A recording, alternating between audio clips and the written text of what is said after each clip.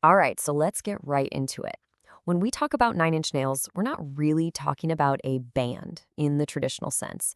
For decades, it's pretty much been the creative vessel for one guy, Trent Reznor. We're going to trace this incredible journey from the raw industrial sound that defined the 90s all the way to a completely unexpected and celebrated career as an Oscar-winning composer. And that's really the big question here, isn't it? It's a wild story about fighting for control, diving headfirst into darkness, and then, somehow, learning to let it all go. So, how on earth did the architect of the downward spiral end up holding a golden statue? Well, let's unravel it. So our story kicks off in Cleveland, Ohio, back in the late 1980s. You've got a young Trent Reznor who's working as a janitor and assistant engineer at a studio. But after everyone else goes home, he's secretly using the studio downtime to record his own stuff. And what came out of those late-night sessions was a debut album that sounded like absolutely nothing else at the time. Now, if you're thinking heavy, distorted industrial metal, hold that thought. Pretty Hate Machine was dark for sure, but it was built on a foundation of synthesizers and really catchy danceable beats. It was a huge success, both critically and commercially, but it also put Reznor on a direct collision course with a music industry that had no idea what to do with him. You know how it goes. Success brings pressure. His label at the time, TVT Records, they saw a hit formula and they wanted another one, just like the last one, and they wanted it fast. But Trent Reznor? Well, he had very different ideas. What happened next was a battle that would define his entire career and change the very sound of Nine Inch Nails forever. This quote, man, it just gets right to the heart of Reznor's whole philosophy. He didn't just want creative freedom for himself. He had this vision for a record label that would actually protect artists from the kind of corporate meddling he was dealing with. This wasn't just a complaint, it was basically his mission statement. The pressure from TVT got so intense that Reznor had to basically go underground. He and producer Flood started secretly recording what would become the Broken EP, but they did it under fake band names. Why? So TVT wouldn't find out and literally confiscate the master tapes. It was a totally desperate move, but it led to this landmark deal with Interscope Records, who finally gave him the freedom he was fighting for by letting him start his own label. So he's finally free from his old label. And what does he do? He doesn't just make a new album. Oh no, he makes a statement, a violent, aggressive, and just utterly shocking declaration of creative independence. This wasn't about making a hit single, this was about reclaiming his voice. I mean, the difference is just staggering. Broken was a deliberate, brutal pivot. Those accessible synths were gone, replaced by these massive walls of distorted guitar and harsh mechanical noise. It was pure industrial metal. For fans who only knew Pretty Hate Machine, this was a sonic gut punch. And it was the very first thing he released on his own new label, Nothing Records. And here's the crazy part. This violent, uncommercial act of rebellion was a massive critical success.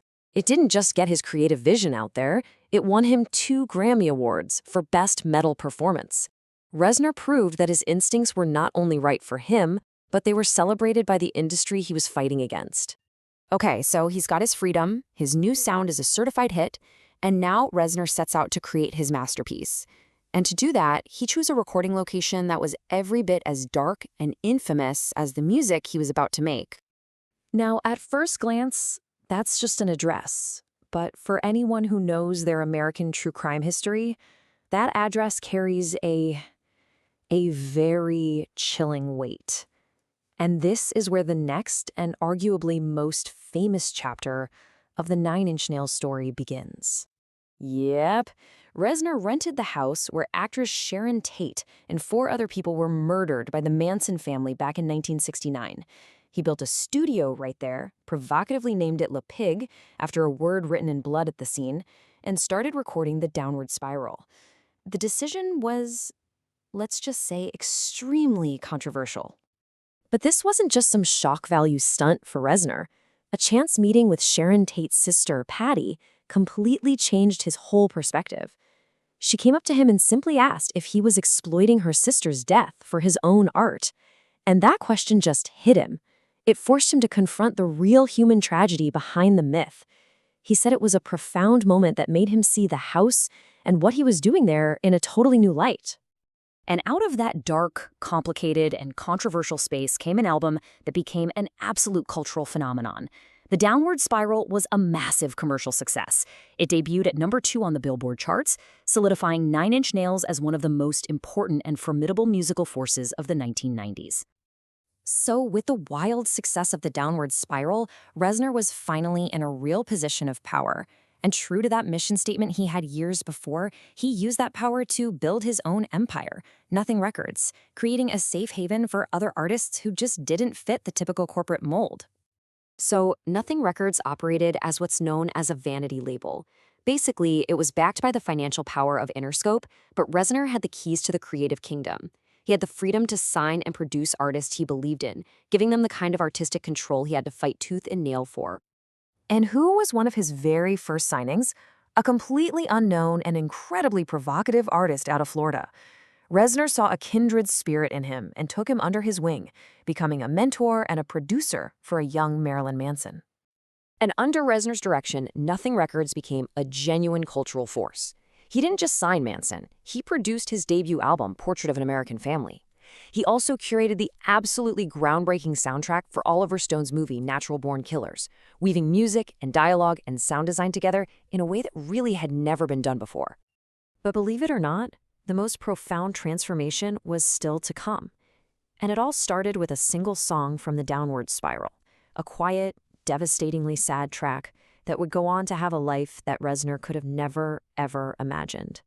When the legendary producer Rick Rubin first sent Reznor Johnny Cash's cover of Hurt, his reaction was, well, it was visceral and protective. This quote says it all. He said it felt like watching his girlfriend cheat on him. That's how deeply personal and raw that song was for him. To hear it from the Man in Black felt like a betrayal. But then he saw the music video, and everything changed. Seeing that raw, unflinching footage of an aging Johnny Cash confronting his own life and mortality just completely recontextualized the song. And Reznor realized, right then and there, that Hurt didn't belong to him anymore. It had become something bigger, something universal, an anthem of pain, regret, and ultimately, grace. And that experience, that moment of letting go and watching his creation become something new, it seemed to open a new door for him creatively. It marked this shift away from pure aggression towards something more nuanced, more atmospheric.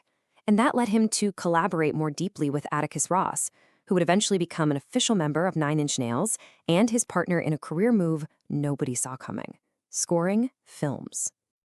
And this, right here, is the culmination of that entire journey. In 2011, Trent Reznor, the industrial iconoclast from the 90s, stood on a stage and accepted an Academy Award for Best Original Score. It wasn't a validation of selling out. It was a validation of evolving, proving that his unique sonic world could tell stories in ways no one, maybe not even he, ever expected. Trent Reznor's story is really just an incredible testament to artistic integrity. It makes you wonder, what's possible when you fight for control, when you're brave enough to tear down what you've already built, and when you have the grace to let your most personal creations go and watch them become something more.